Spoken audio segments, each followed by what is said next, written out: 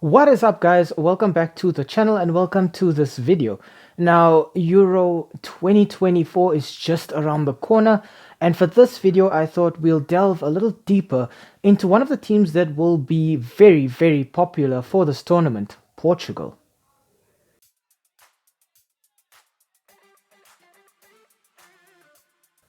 Now, when we look at the team selection for Portugal, I think in terms of their goalkeepers, they're looking very solid. They've got two very good goalkeepers. Firstly, I need to talk about Diogo Costa from Porto, who was very important in Porto, getting some very good results in the Champions League this season. Next, I think we have to talk about his backup goalkeeper in Rui Patricio, who plays for Roma. He too is a very solid goalkeeper, very experienced and very good at what he does. Speaking of experience, at centre back, Portugal actually have the oldest player in the competition in Pepe. Now, Pepe plays for Porto now, but in past seasons he was very good at Real Madrid as well. I think maybe my only issue with Pepe is his composure and his disciplinary record. The man is quite infamous for being rough and maybe just a little too aggressive. Hopefully his defensive partner in Ruben Dias from Manchester City will help to keep him a little cooler, just keep things more composed at the back and help the team to stay solid without giving away any unnecessary free kicks or even penalties. Offensively, at their right back, they do have João Cancelo from Barcelona, who is a player I really admire. I think João Cancelo is so talented that he can be employed as either a right back or a left back. So he gives you quite a bit of flexibility in his game as well. In their midfield, there's a lot of stars that we have to cover here.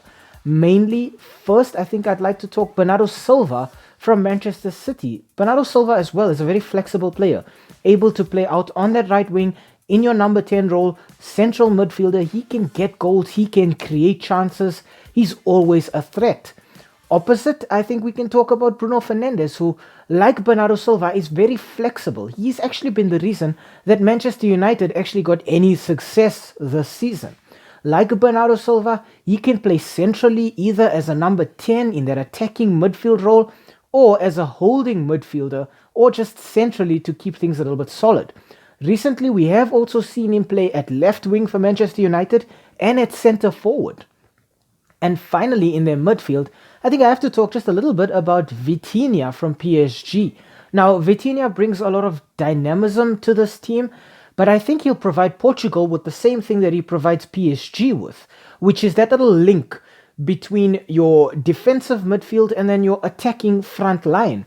Vitinha is not going to be the player I see running forward, making attacking runs. He's going to be the player who's hanging back in deep so that others like Bruno Fernandes and Bernardo Silva can perhaps get into better opportunities. The front line for Portugal, I think, is really where they are at their strongest. Firstly, we have to talk about Cristiano Ronaldo. The Portuguese forward is currently employed by Al Nassr in Saudi Arabia, having left Real Madrid, moved to Juventus, then Manchester United, and now playing in the Middle East, but he has lost none of his potency. Cristiano Ronaldo, for me, I think, is the complete forward. He can play at left wing, right wing, center forward. He can score with both feet. He can score from headers. He's a threat everywhere. He can hold a ball up. He can take long shots. He can take free kicks and penalties. I really do think when it comes to strikers, you're not going to find anybody as good as Cristiano Ronaldo in a hurry. Alongside him, I think we will see two very important wingers. Firstly, from Barcelona is João Felix. Now, João Felix, I think, brought Barcelona something that they really lacked, which was a kind of cutting edge and an exciting winger who could just sort of knit their play together up front, but also provide them with a bit of mobility out wide. And he'll provide the same thing for Portugal, looking to stretch things out and just looking to get goals and chances wherever he can. Another player that Portugal have at their disposal has got to be AC Milan's Rafael Leao. A young player, a young talent, so exciting, so much fluidity in his game. I think when it comes to Rafael Leao, however, when Rafael Leao plays well, he plays really well. But when he plays badly, he plays really badly.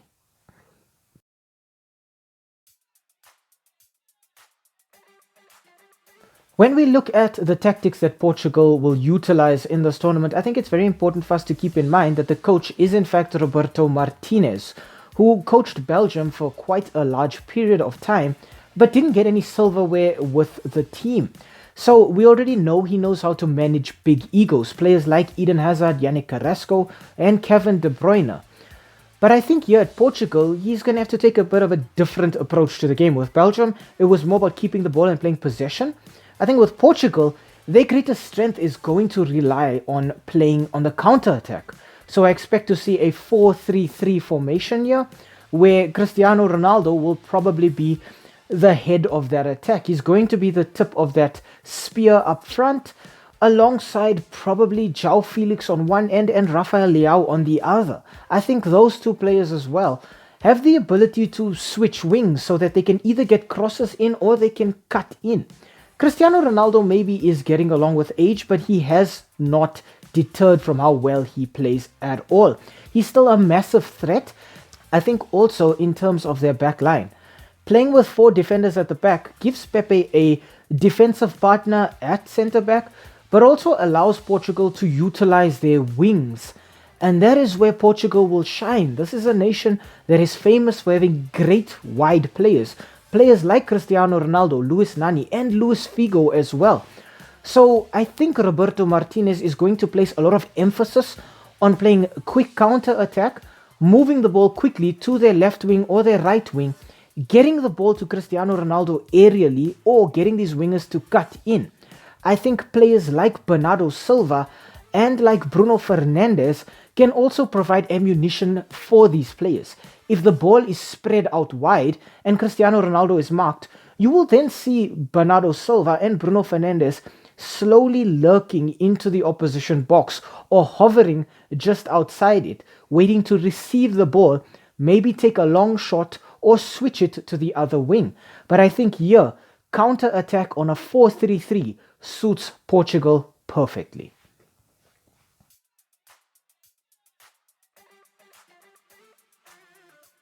Okay, in terms of Portugal's entire approach to this tournament, I think Portugal as well have a very good chance of topping their group. I think they're a very strong side right now. I think they do have one or two weaknesses, however. Firstly, I think the selection of Diogo Dalot has both pros and cons. He's a very flexible player like João Cancelo. I expect to see Diogo Dalot playing left back, or maybe even Nuno Mendes from PSG. But I think that when it comes to Diogo Dalot, he's just very, very inconsistent as well. It's very difficult to get the best out of him. He needs players around him who are constantly moving. But thankfully for him, Portugal is that kind of team. They're constantly moving, a very dynamic team who love to move the ball and move players off the ball as well. At centre-back, I think they may have a bit of a problem as well. I think that centre-back pairing of Ruben Dias and Pepe lacks pace. So if Portugal come up against a team that has quick strikers or very pacey wingers, they're going to rely on players like João Cancelo and Nuno Mendes to cover for them at the back and to perhaps provide extra bodies in there. I think in terms of their midfield as well, I think Portugal have selected a side that is very offensive. Defensively, I think yes, Vitinha can perform one or two defensive duties, and I think Ruben Neves as well can perform some defensive duties. But I do think that defensively in the center, that midfield is a little lacking. I think also when you look at their offensive players in midfield in Bruno Fernandes and Bernardo Silva, I think they bring something unique to the team. But the problem is if something happens to these players, they lose out on that extra edge altogether because they don't have replacements for these players. And that is a problem that Portugal have. Their players are very, very injury prone. Guys like Rafael Leao, guys like João Felix, Bruno Fernandes, even Bernardo Silva. They pick up knocks and then they're out for about 2 to 3 weeks. And in a tournament like this that is played over just a month, that could be do or die for this Portugal team. I think also this front line is very, very talented. But I think they're also very, very fragile psychologically and mentally. I think the player they're going to look to lead them is going to be Cristiano Ronaldo. And he can do that fantastically well. But I think also Cristiano Ronaldo is the only player in this team who, when the going gets tough, he finds an extra gear. You will see him motivating his teammates, getting them to sort of raise their spirits, not play with their heads down, trying to still look for chances to turn the match around. But I think it might be even too much for somebody like him to accomplish on his own. I think the rest of this team needs to be psychologically and mentally strong enough to understand that if they go 1 or 2-0 down, they can still come back. They still are very, very talented. They're a very dangerous team and they can get goals, but they need to believe. When it comes to our rating system here, I think defensively, Portugal have great offense from defense, but they don't have very stable defenders. I think the composure there is going to cause a bit of an issue for them. So they get a 3 out of 5 for me in that department. I think that is fair simply because your defenders are supposed to defend, and yes, if they can attack, they can do so. But I think a player like João Cancelo is going to be too tempted to go up front, and he's going to be stranded there, and he's going to leave Pepe and Ruben Dias just a little bit exposed. In terms of their midfield, I think Portugal get a 4 out of 5 here. My only issue here is their squad depth in these midfield positions. If players are injured, which could be a possibility with how fragile some of these players can be physically, they will have major issues. I think they can get goals here, they can create chances. Expect it to be end to end all the time, the ball just moving all the time, from back to front, left to right. A case of, if you blink, you will miss moments of magic. With their front line, I think year two, Portugal get a 4 out of 5 for me. For all of the talent of Cristiano Ronaldo and all of the potential of players like Rafael Leao and João Felix, I think psychologically they're just not there yet. I think when you look at João Felix for Barcelona as well, there were situations where when the team went down, he wasn't the player to turn to in terms of getting chances and goals or just making a bit of magic. For Rafael Leao, exactly the same. In the Milan derby against Inter Milan, for AC Milan, Rafael Leao was a no-show, to the point where AC Milan lost their derby 4-0. And they hoped that Rafael Leao would find an extra gear, and he did find himself in good positions. He did find the space, but it looked like psychologically he'd already given up. And that's why I think Portugal lose out on just a single point up front, because Cristiano Ronaldo is talented. All of these players are phenomenally talented, but mentally I think he's going to be brought down by his teammates here. I think Portugal will end up going through their group, topping the group quite comfortably actually. I think they'll get through the round of 16. They'll get through the quarter-final, but I think they too will have an issue at the semi-finals. When they come up against a team that can isolate players, that can be physical with them, I think Portugal will struggle. This is a team full of very arty players, players who are skillful on the ball, full of technique and fancy twists and turns. But if you outmuscle them, I think you can frustrate them to the point where they just lose their concentration altogether.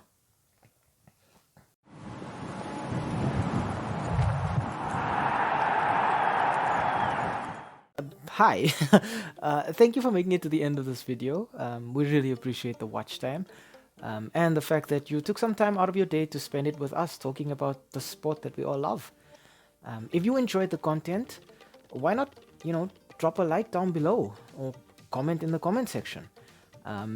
Maybe even consider subscribing to the channel. And I mean, while you are here right now, have a look at some of our old videos too. They should be appearing on the screen right now, along with that subscribe button, so you know exactly what to do. Thank you so much, it really helps with the YouTube algorithm, and have a great day out there, and we hope to see you again very, very soon. Thanks, stay safe.